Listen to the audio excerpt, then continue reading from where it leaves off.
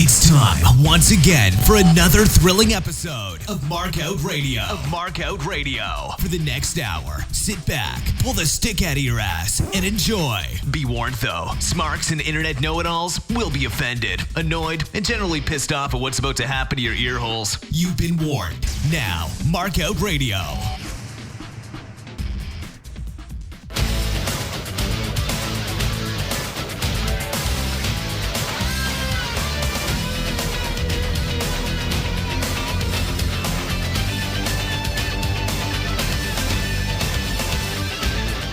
All right, welcome to the show. It's your boy Dark Fox here again with you.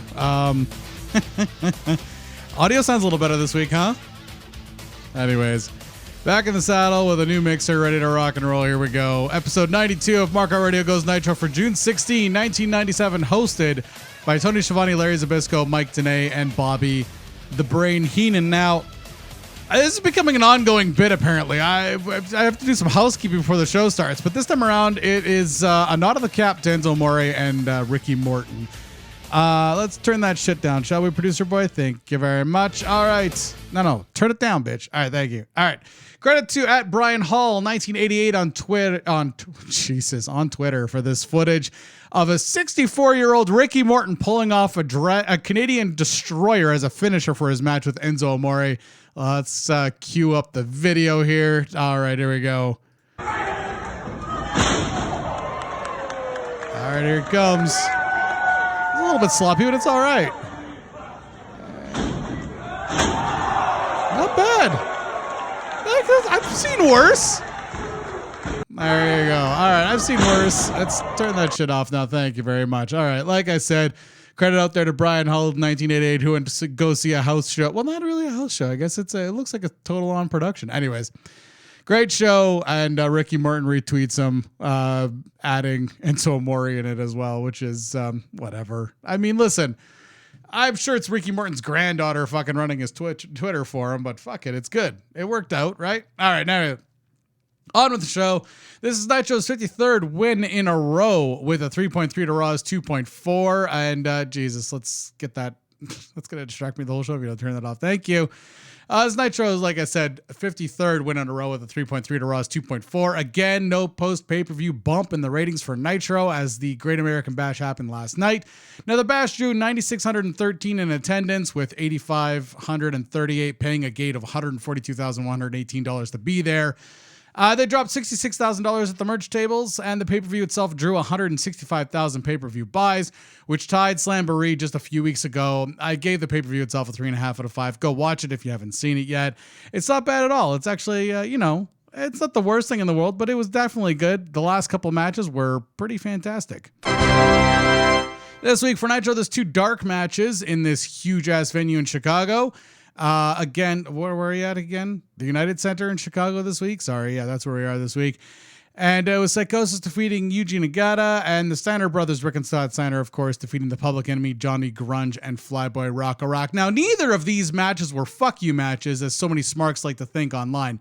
These are legit crowd heat matches to make sure that when you go live from a large venue like this, that it sounds like the roof is already ready to explode.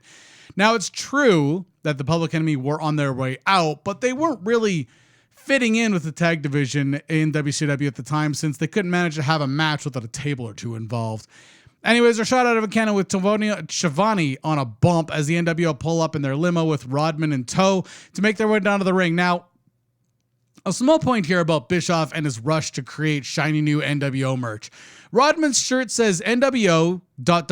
and then the line below says bite me, which we get it. Bischoff is trying to pay homage to his shitty promos where he tells whatever his bosses, I guess, since he's the boss, but whatever, to bite him every time he does a fucking promo.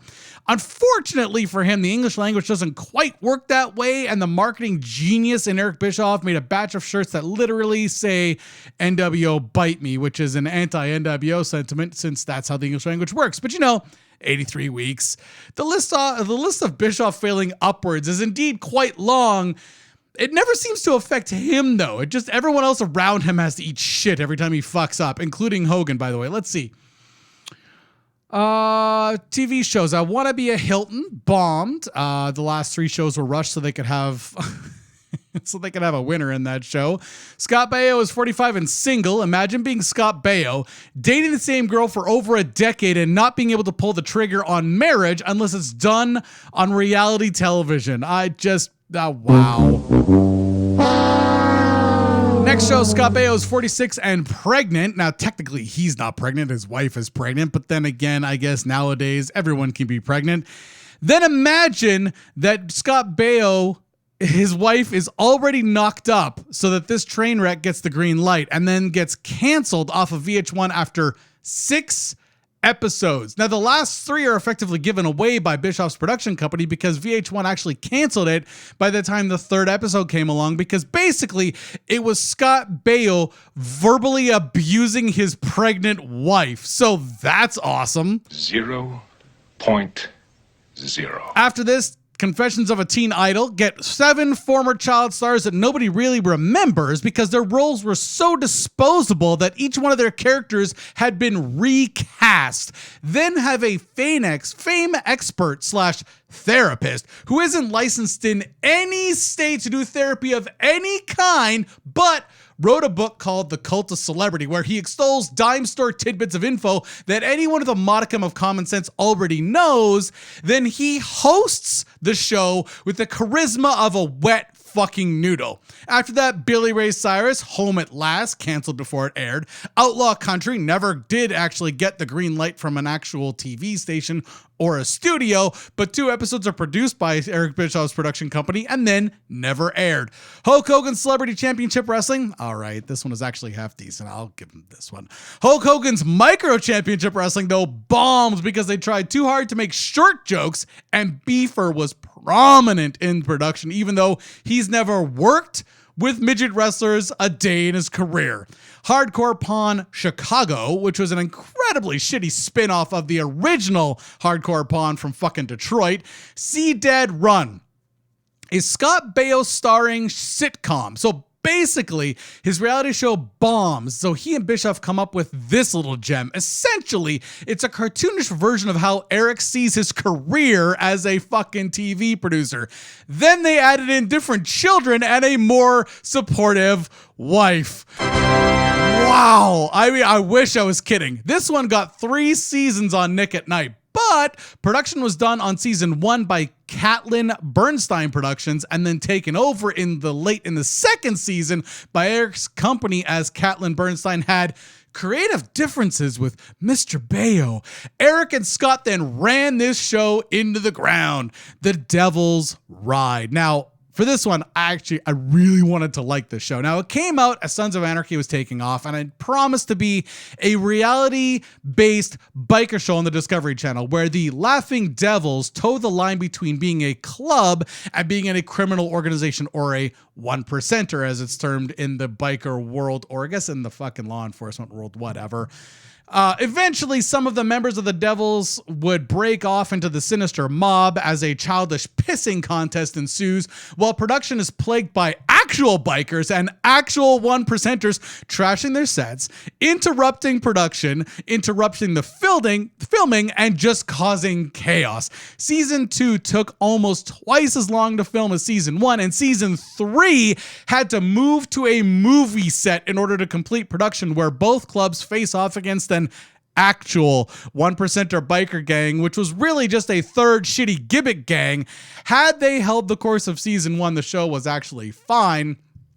Of course, it wasn't going to be as exciting as a fictional fucking television drama like Sons of Anarchy, but it was interesting and more or less accurate in how actual biker clubs work. But of course, fucking Eric being Eric, he had to dial it up to fucking 11, and we lost track. I think he lost track of the plot. The Catalina, which was a shitty reality show about a resort hotel, canceled after 6 episodes on the CW of all channels. They'll air just about anything. Beverly Hills Fabulous. Basically, this is a ripoff of the tattoo reality shows that were all the rage between 2010 and 2012, except that this one was in a beauty salon that mostly specialized in hair. Wrestling with Death. Now, Eric claims that this is what influenced Dark Side of the Ring, except that the wrestlers they documented were nobodies, and never once did they get interviewed with any wrestlers who actually knew or worked with these nobodies. It was essentially, I heard such and such through this and that and the other with zero personal anecdotes and no insight. Dope Man canceled 3 shows in. Rogue Society canceled 5 shows in, my bad. Posse, the Young Guns of the PBR, a reality show about rodeo cowboys, which on a surface sounds actually kind of interesting, but it's run by a guy who pretends to both be a biker and a cowboy, so it was doomed to failure. Canceled 2 shows in when one of the stars got tossed off of a particularly mean stallion and broke his arm in 3 places and his leg in 2. I Heart Nick Carter, Scott Baio's show, but this time for Nick Carter. Ran 1 season of 8 episodes and no one cared. In fact, the episode of Tanked, where the guys go to build Nick and his new wife a special aquarium in their house, got more viewers than all of the episodes of I Heart Nick Carter combined. Big Easy Brides, canceled before it aired because of Katrina. Now, Eric gets a bit of a pass here. Kinda. First, the show is a ripoff of Say Yes to the Dress, where brides-to-be in New Orleans come into a bridal boutique that offers full-service wedding planning. Now, the concept here of the show here was to see a wedding from start to finish and how it's put together by professionals. Now, if Eric bothered to hire any women into his production company at all, he'd have known that this was way too complicated for a 42-minute time slot, because every wedding-themed reality show out there right now specializes in either the dress or the dinner or the honeymoon or the whatever, the grooms. Like, they have to specialize because it's too many fucking moving parts for a single show of 42 minutes to cover. Bear Swamp Recovery. Now, this was 3 fat losers who dig things out of the mud. 13 episodes on True TV and then canceled. Lay It Down with CeeLo Green, a one-hit wonder, has a reality show about his failing music production company and the drama in his real personal life, which was, of course, just like the Gene Simmons show, all ramped up to 11 and no one cared. Finding Hulk Hogan. Now, this is arguably one of Eric's production company's best work, mostly because he partnered with 2 other production companies who know how to do this format of TV properly. Basically, down-and-out Hulkster, on the heels of his wife cheating on him with one of her son's friends, contemplates a run in TNA, suicide, fatherhood, and fame. It was disturbing. It was so disturbing that my father-in-law, who could give 2 fucks about wrestling, watched it and was disturbed by it. However, most of it was staged. What sold the show was that Hogan was legitimately going through depression and wasn't getting any help. Eventually, one of the production companies brought in an actual shrink to help Hogan, and in the final segment of this made-for-TV documentary, Hogan looked like he was making a bit of a recovery. Now, I know that this is perhaps a cruel observation. However, I'm going to make it anyways. I gotta wonder, looking back on this, was Eric hoping that Hogan was going to hurt or kill himself during the production of this fucking documentary? Because I gotta ask, when Hogan appeared on Impact, it didn't seem like they had any idea where they were doing with him or his character. Eventually, Dirty Dutch Mantell did come up with some great concepts that Hogan half-assed, and they went over until the whole Dixie Carter cheating gimmick went down after Mantell left for WWE. Anyways, it was a one-off made-for-TV doc with some TNA tie-ins to bring viewers to their brand. Party Monsters Cabo, a ripoff of The Apprentice. What? Oh, come on, man. Party planners compete to see who can throw the ultimate party for a Hollywood A-lister. A-listers, by the way, like Lil Jon, Dee Dee, Carmen Electra, 50 Cent, and Missy Elliott. Now, in 2008, that's a hard no. Former A-listers, sure. And there was a strict rule on the show. No drugs. 0.0. I honestly, fuck off. What actual Hollywood A-lister has a huge party in Cabo with no coke and no Molly? And by the way, when has Little John ever not been high on weed. 7 episodes. They shot 8 episodes. The last one didn't air because Eric's company had taken such a huge financial gamble on this that they wouldn't just give E the 8th episode. They wanted to get paid for it. Fair enough. But since no one was watching this shit show all season anyways, no one noticed that the contract hadn't been awarded on TV. E added text to the final episode that announced the winner was Brett Rubin, who never actually ended up getting a contract with LG to do their parties as was touted the entire series.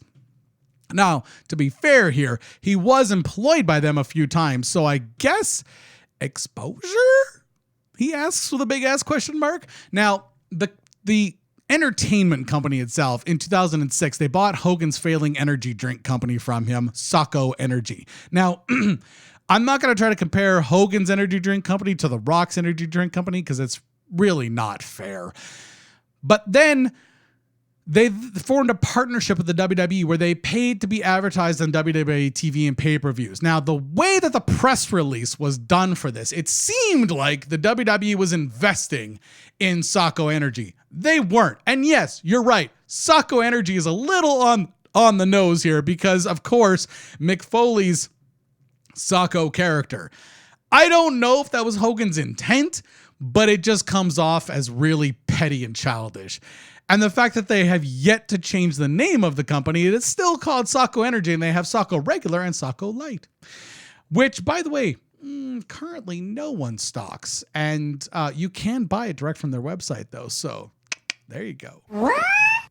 Anyways, now, I can't remember if I ever saw ads for Socko energy drinks, but if I did, they made no impact on me at the time, and I was living off of fucking energy drinks, and I ballooned up to 270. So I feel like I would have kind of noticed if they were running ads. Like, I noticed the ads for Chef Boyardee, believe me, I was a fucking staple on my diet at the time. But anyways, I gotta admit though, if Socko Energy had an affiliate program, I feel like I'd still whore myself out to shill their shit. Anyways, in 2007, what? Shut up. In 2007, they announced that they made a deal with Walmart to carry the Hogan branded Socko Energy drinks. That deal lasted 6 months. Awesome. In 2011, they were filming Miami's Finest, which was a cop reality show where they filmed a cop killing a fucking subject. All right. Wow, because of course they did. And that never made TV at all. In 2012, they bought 50% of a share in a company called MX Digital, which at the time purported to make celebrity-themed games. Now, they made a couple, but they were effectively garbage mobile games, which if you play mobile games on your phone, you know it takes a special level of suck to become garbage in that realm. In 2012, also, they made a consulting agreement with TNA, and then the wrestling company was accused of breaking that agreement in 2014 because of course they did. I mean, I don't doubt that Dixie has no idea how contracts works, but the Carter family does, and they're just a little bit more profitable than Eric's shitty entertainment company. He and his stakeholders take a huge hit during the legal battle that ensued after this one. In 2019, Bischoff Harvey Entertainment went bust or became defunct, which does mean the same thing, Eric, no matter how much you spit it. Anyways, let's get back to Nitro, shall we? Jesus. Nitro this week in Chicago drew 16,500 fans to the United Center, with 13,953 actually paying to be there, and generated $218,285 gate. And the fans spent $112,000 at the merch tables. Now, we're going to be treated at the start of this fucking show to a Hogan Bischoff promo with Rodman giving the too sweet high five every 3.5 seconds. I wonder how much of Nitro's production budget was blown on this shitty ass fucking segment. Anyways, Rodman calls Luger Lex Luthor twice, and then we accidentally walk into a Superman comic, apparently. After this promo, Tony recaps that Medusa was retired last night in her match with Hokuto, and Larry quips that she is now destined for the kitchen. Holy fuck, like even in 97, that was a bit much. We coming for you, nigga. It's along the same vein. Anyways, the first match of the night is Glacier defeating Mortis. with James Vanderberg at his side in 2 minutes, 15 seconds. I gave that one 3 out of 5. Mortis makes it halfway to the ring before Glacier's theme kicks in for a full snow confetti entrance gimmick. Mortis is selling like a fucking boss during this match for Glacier. And then there's yet more post-match breakdown, beatdown from a company that shits on the WWF's cartoon bullshit way too much to be airing this Mortal Kombat routine. Ernest Miller comes out to make the save in his hammer pants, and this one has wrapped. Jean then has a ramp promo with Medusa. This is not her best promo, although I will give the benefit of the doubt here. It's not always easy to do these heartfelt retirement speeches. I have seen maybe a handful that were good, with Ric Flair's being one of those. Dean Malenko defeats Chavo Guerrero Jr. in 3 minutes, 33 seconds. I gave this one 3.5 out of 5. Malenko comes out and challenges Guerrero after last week's frog splash that led to Dean losing the U.S. title, but the announcer spent about 4 seconds pointing out that he called for Guerrero, not specifically Eddie. I'm not sure that that's a hair you want to split here, but it was kind of goofy, and Chavo's hurt. Which, by the way, no one on the commentary team notices that Chavo's right knee is all taped up, including Mike Tenay, who wonders aloud if Dean isn't working over that right leg to set up the Texas Cloverleaf. I mean, yes, but there's more there to play with, no? Malenko spends the whole match looking out for Eddie, and then when Eddie does arrive at the top of the ramp, Malenko doesn't even see him until the submission victory comes his way. Eddie backs up into Gorilla looking smug, and the commentators put that part over. Now, this was an excellent match from both Dean and Chavo, with also Eddie and Dean's altercation at the end of it, just like the stare down. This puts over this ongoing mid-card feud and is quite good. I'm glad that we're not seeing any ridiculous fucking build for the goddamn fucking Sullivan Benoit match. Back from break, we did see some recording of Gene and Mark Madden's podcast back before they were called podcasts and just called shows. This one was called Internet Insider, which was basically a kayfabe podcast that Gene and Madden hosted to plug their 1-900 number. They would get on WCW talent, and it was just all kayfabe, which is nothing really wrong with that. It's just that Gene's 1-900 number was always billed as this kayfabe breaking thing, and it never ever was. Super Calo defeats La Parka after this, 3 minutes, 38 seconds. I gave that one 3.5 out of 5. Recapping the match from last night and why there's now the heat to put this match together, Tenay is over enunciating Super Calo's name again, just like Tony did last week, but then Tony clues in on this and both of them start calling Super Calo Super Calo, which was just weird. I guess if you pronounce it in Espanol, it makes it Espanol, except for that they're using an English word at the beginning. Whatever. Overall, though, this is an excellent match, and we get a Valvoline recap of the final moments of the match, including a stiff chair shot with an unworked chair by La Parka onto Super Calo. No, I'm not calling him Calo. Just sit down.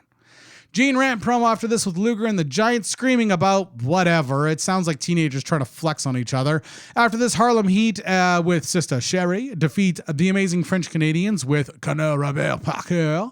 5 minutes, 13 seconds on that one. I gave it 3 out of 5. The Canadians come out with new, less form-fitting ring gear. Parker removes his boot and just keeps looking for a chance to use it about a minute into the match. It doesn't manage to get the heat from the audience that he was looking for. And the go home on this was clumsy at best, but the whole point of this was to develop some heat for the Harlem Heat. After this is a Ramp Gene promo with JJ Dillon about the main event tonight, meaning the Hogan Rodman Giant Luger match tonight. However, the Heat interfere and interrupt this deal. They want an answer as to where their match is going to be for the titles. Now, Dillon recaps the situation and the NWO interference from Vincent in the Steiner Heat match from last night. Dillon announces that next week on Nitro, there's going to be another number one contenders match for the tag strap so that a clear winner can be named. Vincent comes down to cut a thrilling $10 promo that leads to yet another Heat beatdown where there's no NWO to back him up when we go to break. Back from break, we get Syxx versus Rey Mysterio. Syxx wins versus Rey Mysterio. I don't know why my rundown doesn't say that he won, but anyways, he won. In a WCW Cruiserweight title match, I gave that one 4 out of 5. Syxx and the Outsiders come out with their straps. No one cares that Vincent caught a beating. DiBiase's nowhere to be found. You got to trim that fat every now and then, right? That's how that works, isn't it? Mysterio looks to be taking this home when Hall rolls into the ring and eats a boot. Nash climbs over the top rope. Ray uses Hall as a springboard to kick Nash in the face, who sells like a boss over the top rope, leaving Syxx in the ring to finish off Ray instead of getting the pin. Ray instead and gets the pin. Thank you. Everyone ends up looking strong in this one. This is followed up with an NWO beatdown on Ray and a sick looking jackknife powerbomb from Nash to Ray. Post-match is a beatdown. The Outsiders cut a promo on Piper and Flair after they beat Ray out of the ring, and they call for Savage to come out to cut a promo. Now, Macho Man does take his time getting in the ring. Liz looks fantastic as always. Macho Man, Outsiders, and Syxx then cut a promo in the ring, sort of a pro-NWO promo with Macho throwing a little bit of heat at DDP until Page appears in the crowd to flip the heat and challenges Savage and Hall to face him and a partner that he's going to have at Bash at the Beach that apparently we all know. The inference from the commentators that this is Sting, I just can't remember if it actually was and couldn't be fucking bothered to look it up. We'll figure it out as we go along, okay? This feud, it doesn't matter though, because this feud between DDP and the NWO has legs. And so this gets a great pop from the live crowd. And even looking back, I'm still so into it that I'm kind of want this to play out, and I don't want to know who he's tagging with until it gets revealed on the air. I just don't, because I'm entertained by this. I am entertained. Ultimo Dragon defeats Chris Jericho in the match after that in 4 minutes, 39 seconds, another 4-5 match. Jericho comes out. Sonny Ono tries to get a selfie with him in an envelope of cash, leading to Ono getting pie-faced by Jericho, and he falls on his ass. I thought it was a nice little spot and allows the commentators to shoot a little bit on Sonny Ono and possibly tie Jericho into that for some strange reason. Anyways, it's another excellent match, like I said, on the Nitro card. Great ring psychology here, great crowd psychology here, and the Tiger Suplex gets a very nice pop, leading it out to a close. Now, it is time at this point in this episode of Nitro for that golden voice bastard Lee Marshall to call in from the road with a 1-800-COLLECT road report from Macon, Georgia. There, I pronounced it right this time. I've been told that it's Macon, just like bacon. My fucking listeners know exactly how to appeal to my strengths. Anyways, let's see if the road report's going to be any good. 0.0. Not really. Unfortunately, Lee Marshall's Bobby Heenan's slams don't even get a chuckle out of or a scoff out of anyone on commentary. Everyone just kind of no-sells it. After this is a Gene Rant promo with Piper. Gene wants to know how Piper feels after Flair left him high and dry in the ring alone last night. Piper calls out Flair to get it right from the horse's mouth, which was a bit of a dig, as Flair's been called horseface because of his nose for numerous years. Anyways, Flair and Syxx fought right out to the back of the arena, and that's a good enough explanation for Piper. I'm not sure what the purpose of this promo is supposed to be. I guess that there's no heat between Piper and Flair, but wouldn't it be more interesting if there was? Just like that subtle heat beneath the surface. It doesn't have to result in them having a match. They can just not exactly trust each other for a while, and that could have an interesting payoff, but I guess we're going to bury that right away, right, Kev? Anyways, Vicious and Delicious, Buff Bagwell and Scott Norton make their debut on Nitro, defeating Steve McMichael and Jeff Jarrett with, of course, Debra at their side. It happened in 7 minutes. I gave it 4 out of 5. Now, I did not give it 4 out of 5 for how it ended. I gave it 4 out of 5 because the match itself was very entertaining. So get off. Norton lights up Mongo with some kind of stiff shots. They're worked for Norton, but it's still much stiffer than I think anyone Mongo's worked with yet. And this is another great match on Nitro. I have no idea where the fuck these matches were during last week's show, but this was fantastic. Mongo at some point during this match, well, I guess I shouldn't say at some point, finish this match off. Tombstone's Jarrett, who eats the pin, giving Vicious and Delicious their first Nitro victory. Somehow Debra is on Mongo's side on this one because I guess all of that backstage heat from last week, she's giving this whole marriage thing another shot. I guess the dicking really wasn't that good.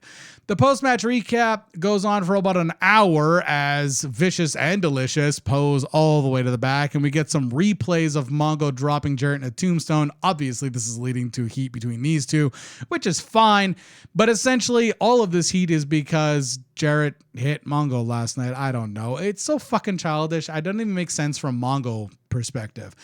At this point, we have an NWO. Oh, wow. Geez, my fucking soundboard doesn't have buy the shirt on it. Well, that sucks. Oh, well. We have an NWO spot here. They've got a new merch. It is the NWO for Life t-shirt. I'm not even going to try to imitate Kevin Nash and say buy the shirt. Let's just pretend that it was here somewhere ruining your ears, shall we? Thank you. After this, you get your main event. Lex Luger and the Giant beat Dennis Rodman and Hollywood Hogan via disqualification. Kind of. It wasn't really a match. I'll give it 4 out of 5 as a promo, but it wasn't really a match. Rodman's changed to the Worm t-shirt as he and Hogan make an entrance like it's fucking WrestleMania or something to gobble up time. Hogan gets his hands on a stick and cuts yet another promo. At least it doesn't kill the crowd. Unfortunately, this is where we cut to commercial break, which allowed Hogan and Rodman to continue running their mouths to the live crowd for the last 2 minutes. I'm sure that was really thrilling for the live audience. I just, 0.0. Anyways, Luger and Giant come out to Luger's music with 2 minutes left in the show. Rodman does a decent job of taking and giving bumps here, but doesn't manage to sell the chokeslam set up properly. He does manage to sell the pain afterwards well, though, and drops some decent elbows on the Giant as the ring fills up with garbage. Rodman and Hogan then spray paint NWO on Luger and Giant as the show fades to black. I mean, overall, it was an excellent Nitro from start to finish. Ultimately, my takeaway here, though, was that I was actually kind of surprised that Nash is a bit taller than Rodman. Anyways, Nitro gets 4 out of 5 this week. Overall, great show. Not really much notes other than Bischoff can't run a company to save his life. Well, that was an abortion of a show. Should the mood take you, check out markoutradio.com and leave a comment. You can also find links there to our Facebook, Twitter, YouTube, and Stitcher channels. You can even leave a voicemail on our Skype. Just click the links and share them.